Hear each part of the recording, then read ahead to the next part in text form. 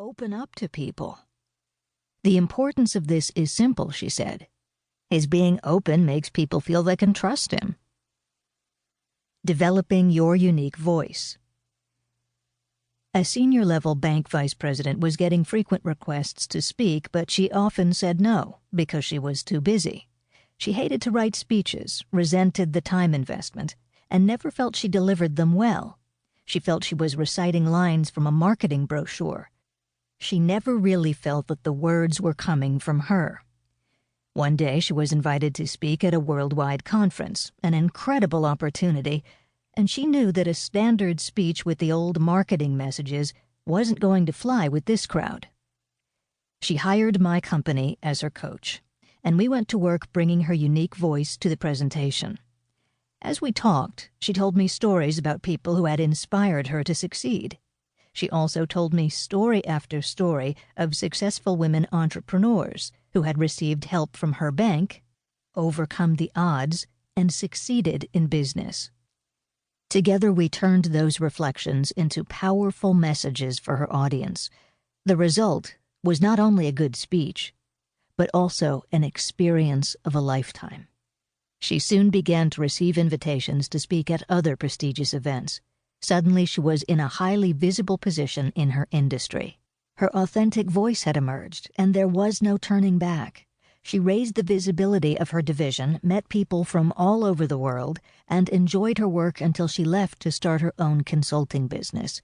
She was able to make that choice because of the visibility and recognition that public speaking provided her.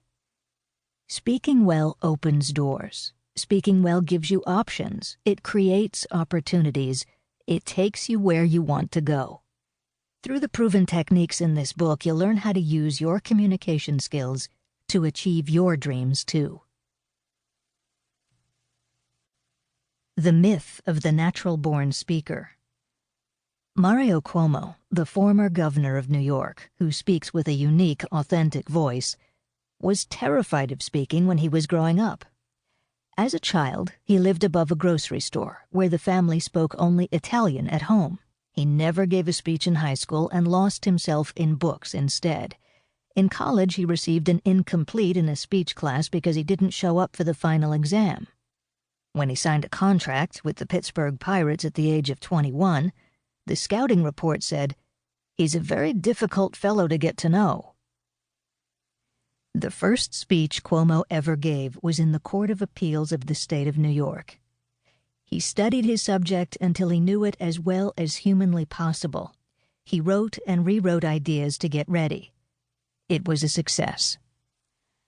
A lot of people assume great speakers talk off the cuff. They don't. As Cuomo put it, there's no comparison between the improvised speech and the one you've prepared. Great speakers look as if they can just get up and talk because they are that good. They hardly use notes and the words just flow. There is no such thing as a natural-born speaker. That's a myth. The secret lies in learning the skills, just as you learn to tie your shoes or solve an algebra problem. You can't blame your gene pool if you're not a good speaker, but if you want to, you can learn to speak like a CEO. It's a talent you can develop. What it takes to speak well.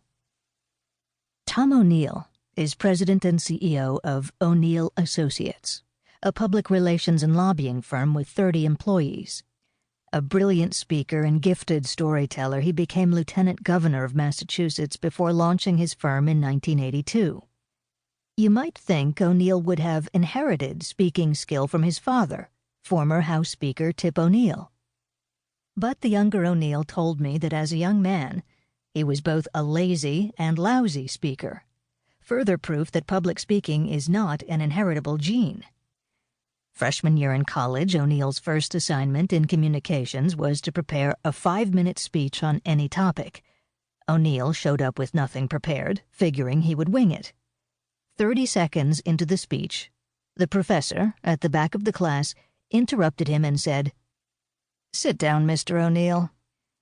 The following week, the second assignment was to recite a poem from memory, and again, O'Neill thought he could surely wing it. As he stood up to speak, the professor interrupted again. "Let me guess, Mr. O'Neill.